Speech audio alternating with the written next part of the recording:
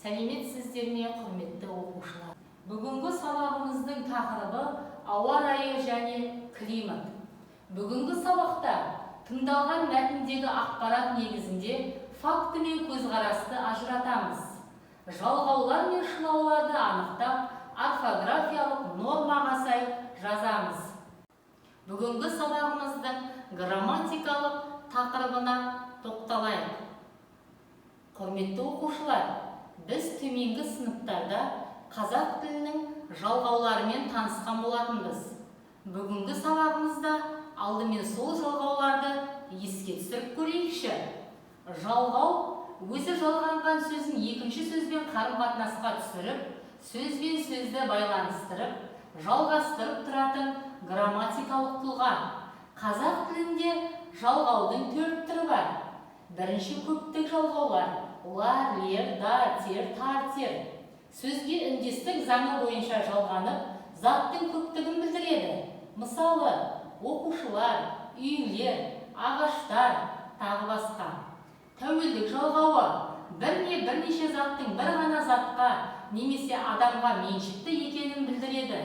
Мысалы, менің елім, сенің қаламың, оның дәптері.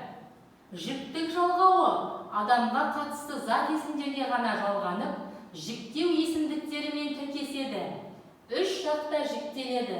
Мысалы, мен ұшқышпын, сен дәрігерсің, ол оқушы.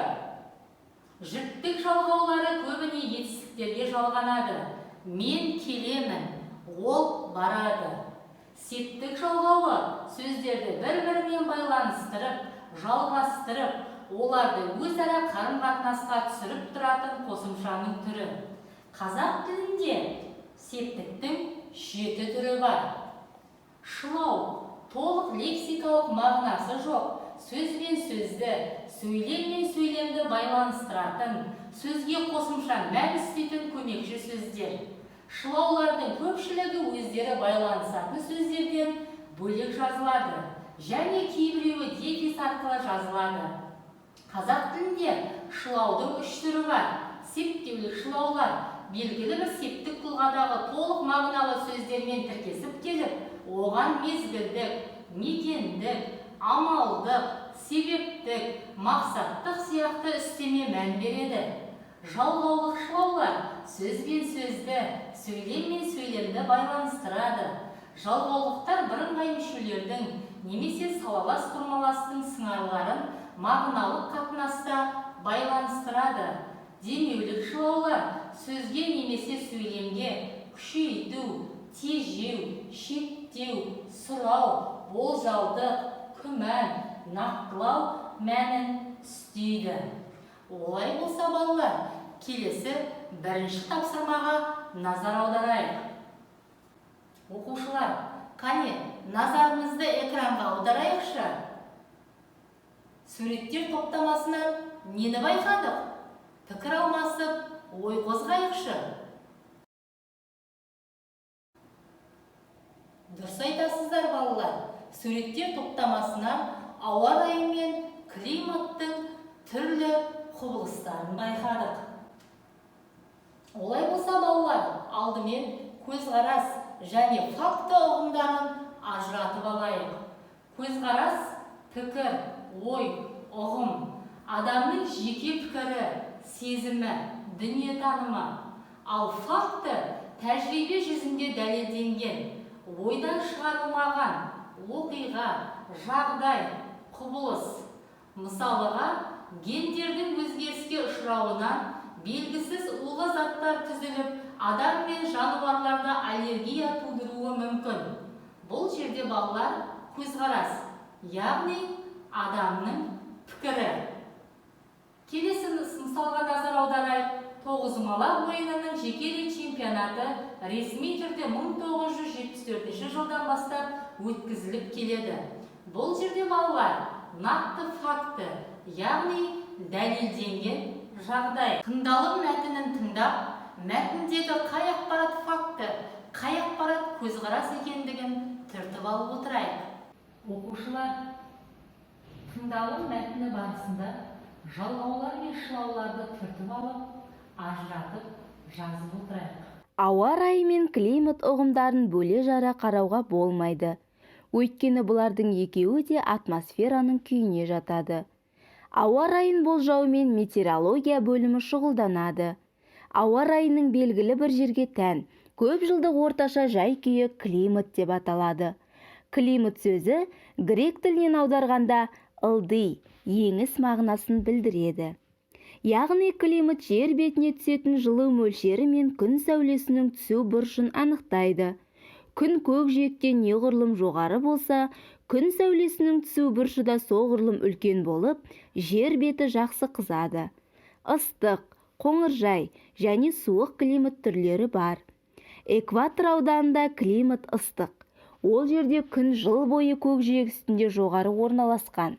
Сондықтан жер беті күн сәулесінің көп мөлшерін қабылдайды. Ыстық климатта жыл маусымы жоқ және жыл бойы жаз болып тұрады. Бұл жерде климат ыстық немесе ылғалды. Сондықтан жылу сүйгіш өсімдіктер тез өседі.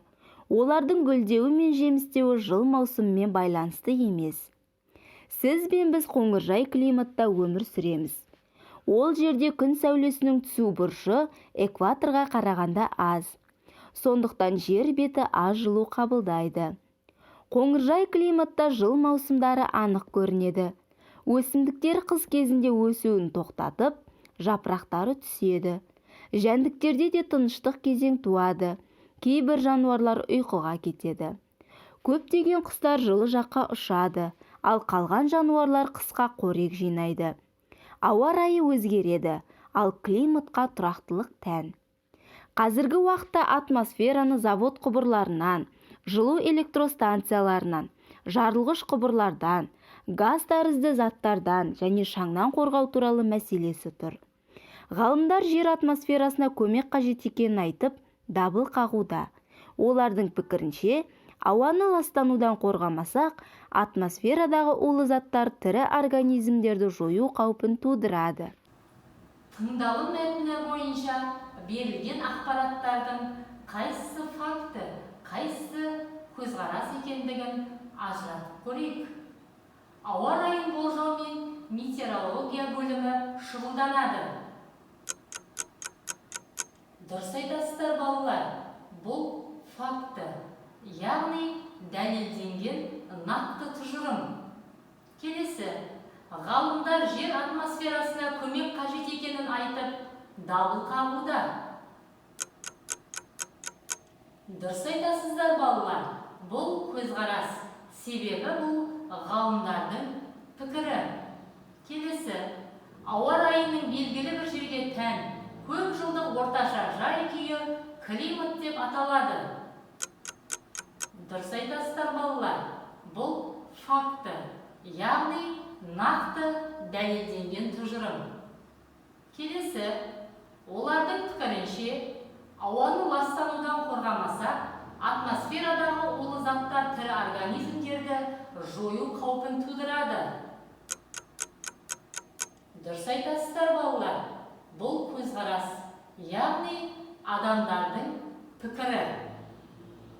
Жақшаны ашып, шылау мен жалғауды емлесі бойынша бірге не бөлек жазамыз. Жалғаулар мен шылауларды қатесі жалғап ажыратуымыз қажет. Экрандағы дұрыс жауабымен салыстырып көрейік. Жылан мезгілінде ұйықтамаса, күз ұзақ әрі жылы болады. Бұл жерде мезгілінде деген сөзге жалғау жалғанып тұр. Ордалы жылан мен құрт құбысқа топ-тобымен басқа жаққа көше бастаса, табиғаттың тосын апаты болады. Бұл жерде мен жалғаулық шылау. Аққу оңтүстікке кеш қайтса, күз ұзақ та жайлы болмақ. Бұл жерде жалғаулық шылау. Мысық босағада тырналап мазасызданса, ауа райы бұзылады, жел тұрады, немесе боран болады.